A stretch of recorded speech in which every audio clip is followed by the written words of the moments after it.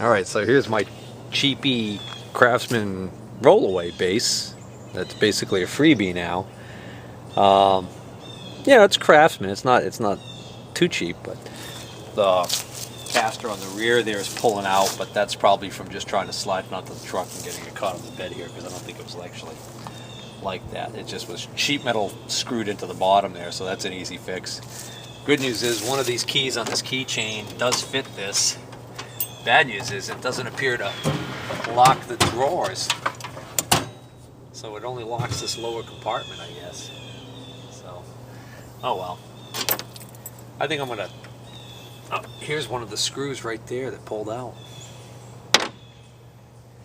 Anyways, I think I'll probably try and contact that guy today and ask him, A, does he have the key for the top box, and B, does he need these keys back, because 2 of these keys do not fit anything that he sold me from the looks of it, and he might have another box or something this fits that he would, you know, didn't think that he would have wanted the keys. Alright, well, anyway, let's take a look at what's in here. I think we'll just do this right here. Don't know what that is. It's some sort of a material that is not metal. Disc of it, whatever it is. Oops. Alright, so here's a neat little shop-made vise, and you'll notice there is no lead screw. And what this is like a quick action vise. You basically you get this to the rough position you want it, put this pin in, okay, that locks it there, and then you use this cap screw to cinch it up. So that's kind of neat. That is a shop-made, well-executed piece, I think. I think it's shop-made. I don't know. It's got this anodizing or coating in this recessed area here, and here, and here. I would think that'd be a little bit trickier to do in a shop setting. That looks, maybe that is a Enco type or MSC Direct type of thing, I don't know. And here's a smaller version of the same thing. So I've got 2 of these.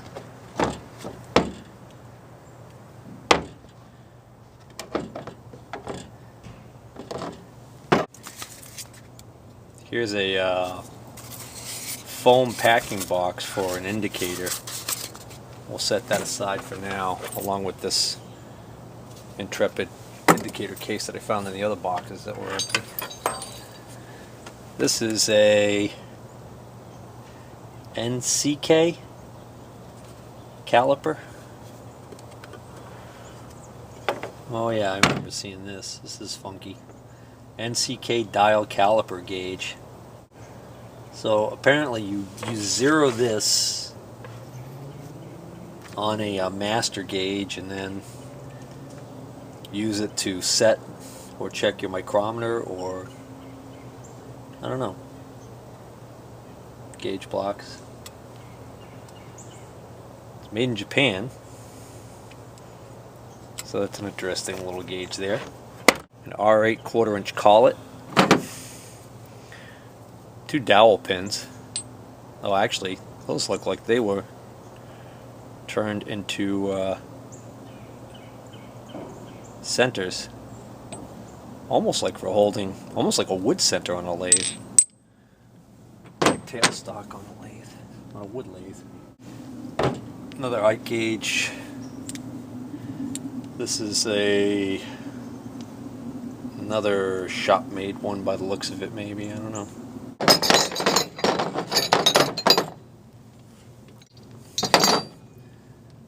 2, 4, 6, 8, 9, and that one makes 10 R8 collets.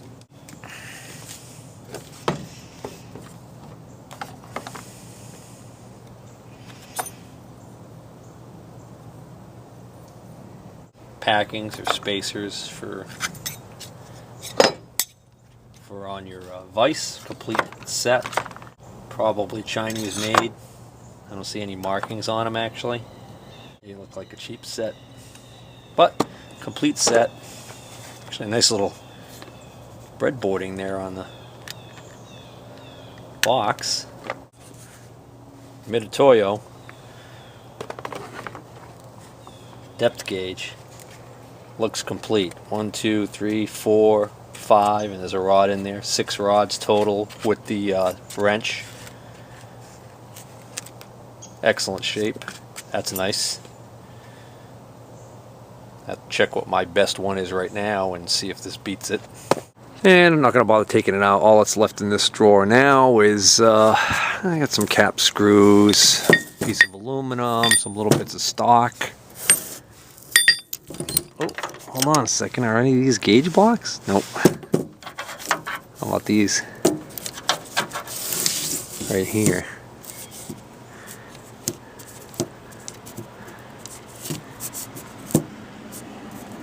Nope. Next draw down has a phase 2 indicator that, even though it's just been rolling around in this box, actually still works. A small lead hammer. A pair of genuine vice grip, US made vice grips. Ooh, some jacking screws. It's funny, here's the base with a bolt in it, but here's the jacking screw that goes in that. So, some miscellaneous screwdrivers, one Napa wrench. I don't know what this is. It's almost like for centering something, I don't know what. There's a high school senior shop project. Well, maybe not senior. Looks like it broke off and somebody liked it so much they welded it back together. Nothing else really in here. There are 2 collets in here. They look like they're 5C collets. Yeah. That's a Hardinge. That's a nice collet. And this one is just a... What's the deal with that? Why does that 5C collet have those little pins in it? Huh. What's the purpose of those? Is that just for shipping? Hey, a couple of mag mounts. You got the best... you got the Mighty Mag made in USA. And then you got the cheap knockoff MSC Chinese made version. And then this indicator is a Tech Lock, I think is this Tech Lock Corporation. Not sure where that's made, but I bet you that's the one that goes in this foam case right here. It looks like it'd be a good fit for that. I don't see any other indicators in here of that style, so I'm going to assume that that's what that's from. Here's a no-name mag base. I've got a couple of these now. I guess I can start maybe, I don't know. Well, I guess you could put a different indicator on a different one, and that way you don't have to swap indicators when you... Ah, now we're talking. Well, that's just a big piece of steel, but look at this. This is a Noga. So this is a little bit better. This is basically the way this works is that when you loosen this one knob, it actually loosens this base part here and this and this. So this gives you a lot of flexibility. This is a nice deal here. When you tighten the knob, and it actually tightens this joint, and this joint simultaneously. Oh, I like that. That's a nice score. That'll now be my best indicator stand. And this has got an Intrepid indicator on it. Oh, this wasn't a Mitutoyo case, it's an Intrepid case. And this is the indicator. Take that, put it right back in its case. Yeah, good luck figuring out how it went in here. Oh, just like that.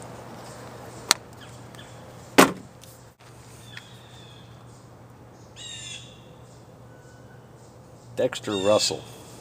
Isn't that a knife manufacturer? Somebody was repurposing some knife handles, I think. This one here, they put this rod in there and gooped it up or something, melted this to get this to stay in there. Ground a little point on it. This is for reaching in and pulling something out. Maybe something hot out of an oven or something, I don't know. A big homemade boring bar. This is for like in a lathe for maybe line boring or something, I think is what he said he had made this for. But he made it to take a carbide insert. So that's an interesting, maybe we can find a use for that down the road. Another one of these reach in and grab things. There's a file that he put in a Dexter handle. It's a small file. Tap Magic. Now I like that little can because I can transfer some of the stuff from the larger cans into this little can when it gets low and keep it handy. Now here's a stand made to be bolted down to a T-slot on your mill. Pretty rugged.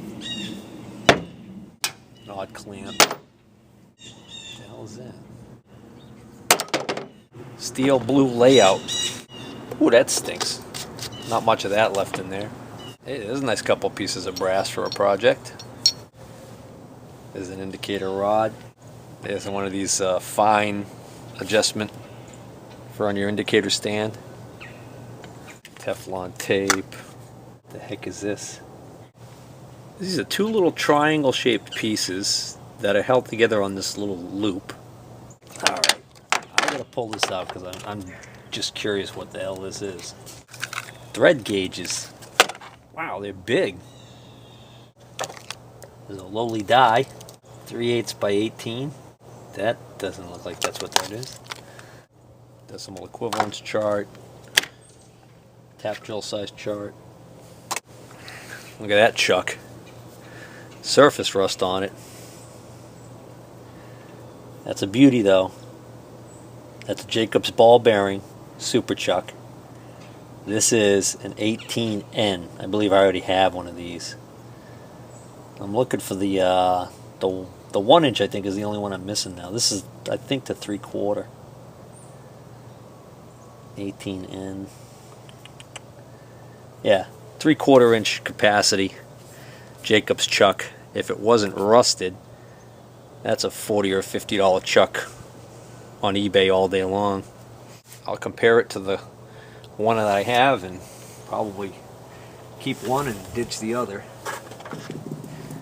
The old Radio Shack calculator. Ah, here is a block to fit this stand right here, which is good because without this, because of this large post, that stand isn't very useful without that clamp. A couple of standards for micrometer. No makers on them. 2-inch and 3-inch standards. Well, I bet you those standards belong in this case right here. This is a nice little wooden case with a Schar's micrometer set. I think this is 1 to 6 inch. So that's the 5 to 6 inch. Just checking to make sure these are all Schar's. Sometimes you get one goes missing and somebody drops something else in there. Nope, they're all the right ones. And we get a 5-inch. We get a 4-inch. There's the 3-inch standard. There's the 2-inch standard. So we're missing the 1-inch standard. Sometimes they just fall down in this abyss underneath here. There's papers underneath there that take more than one out to get these papers out without tearing them. Alright, I don't see the 1-inch standard in there. Instructions for use. Certificate of accuracy. So I checked last night and I believe this is this is made in China, so it's a cheapy set, but because it's a full set of mics, I think these trade used on eBay for about $100. No lid, but I believe I saw the lid in one of the other drawers. So there's just a little bit of junk that I left there in the drawer. I didn't bother taking out. There's this whole box of hold downs Got a chuck key there that I don't have. Somebody's missing the chuck key for their lathe. Hold downs, and there's one cutter here. I think it's a little tiny radius cutter. And then there's these two there's just a couple of miscellaneous junk things here. Oh, look at this little tool right here. That belongs to something specific. SFS, and on the other side it says Swiss. I'm wondering if that's the tool maybe for that little tiny boring bar. Set that aside so I can check that. That looks like the same size Torx drive that bit was inside that case, but didn't seem like it fit. I'll have to double check that. Anyways, so the only other weird thing in here is these two rods, which, I mean, at first I thought they were rods for a giant depth micrometer because they just got that thing on the end, but no, they've got different size heads on them here. They're marked DME THX25 3/8 and DME THX21 5/16. So I'll have to look that up and see what the hell those are.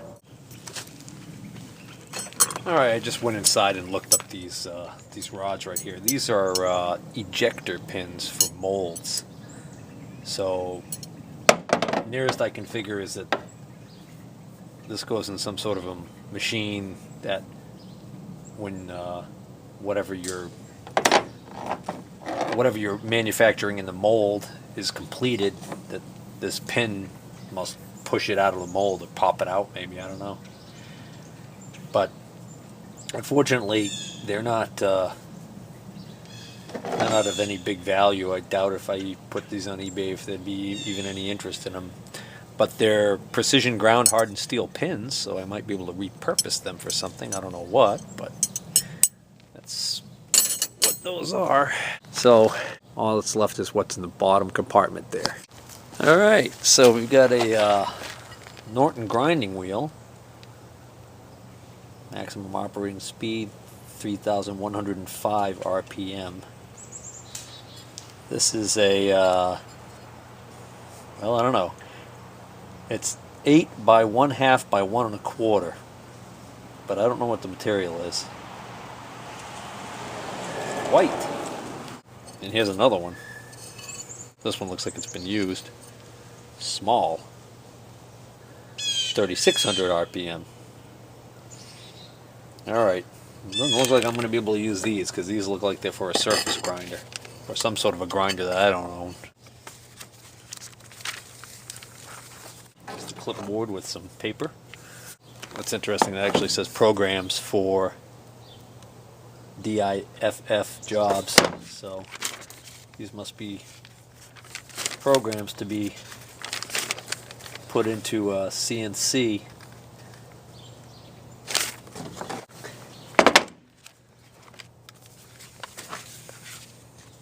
Oh, somebody's doggy. Trig tables and Handry reference for engineers booklet. The instructions for that Radio Shack calculator. A picture of some sort of a doohickey. This is actually a sheet indicating all of the calibrations that were done on items that he owns, and actually goes on to it's back in '99, and the next calibration was due in 2000. Actually, all of this is for the Weber blocks. Oh no, apparently Weber blocks were what were used to calibrate it, and so this is the description. The micrometers, the two Brown and Sharp micrometers, the Mitutoyo micrometer, the Brown and Sharp verniers, the no-name verniers, the Intrepid indicator, the Mitutoyo indicator, the Mitutoyo depth mic, and the China mic set. That's the Shars set. Oh, here we go. Oh, this is interesting. 2.5-inch jaw width precision screwless vise. I betcha that's that vise I showed you at the beginning. That's this. So So this is an MSC product. He ordered 3 of them. A&M Tool and Die. $64.88 a piece for that sucker. And there was something below it. The BLX Bonhaus combo pack, whatever that was, for $13.99. I don't know. Wonder what the larger one cost. Oh, there we go. There's the Brown and Sharp dial calipers, $48. There's the one of the Intrepid test indicators. You had 3 Intrepid test indicators on this list here. And those were $45, $50, and $53.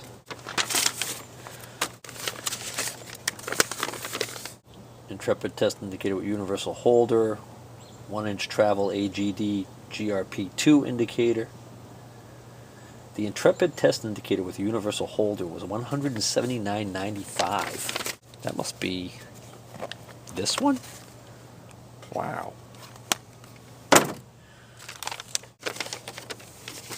Here we go. Here's the cover for the case. Oh, backwards. It's nice. Hardinge. Well, not all of them, but let's see. Got a few that fell out here. What do you got?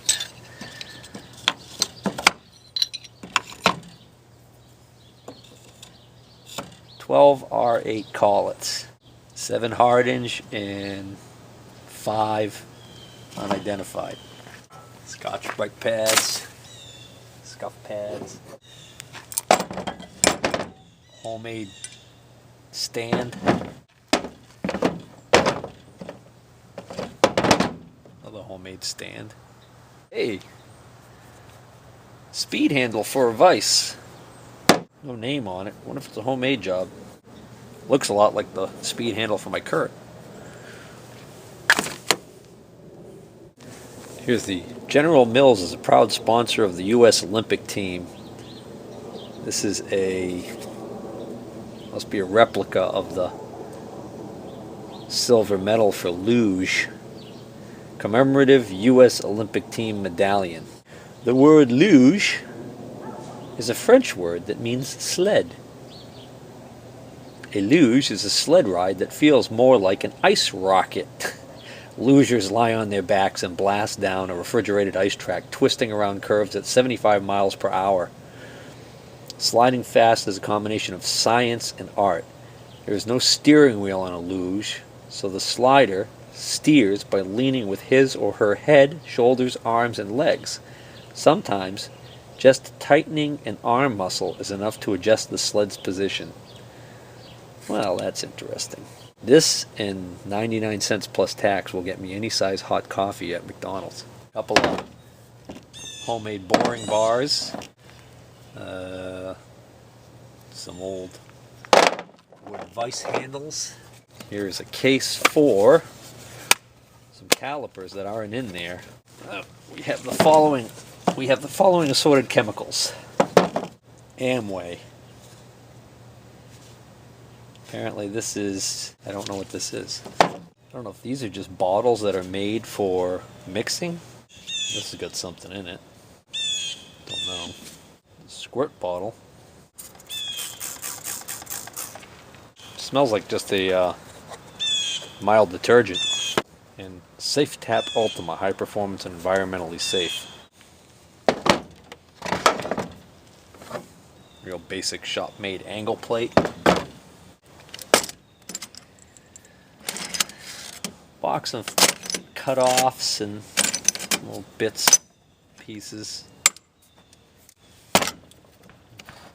Can. Oh, here's another one of these indicator holders to go on a quill. This one is missing a lot more. This is also a no name. It's not a not an SPI or anything. Might even be. I don't know. So all that's left is some metal. And maybe some nice cut-offs for small projects in that. Alright, so that's a wrap on this buy.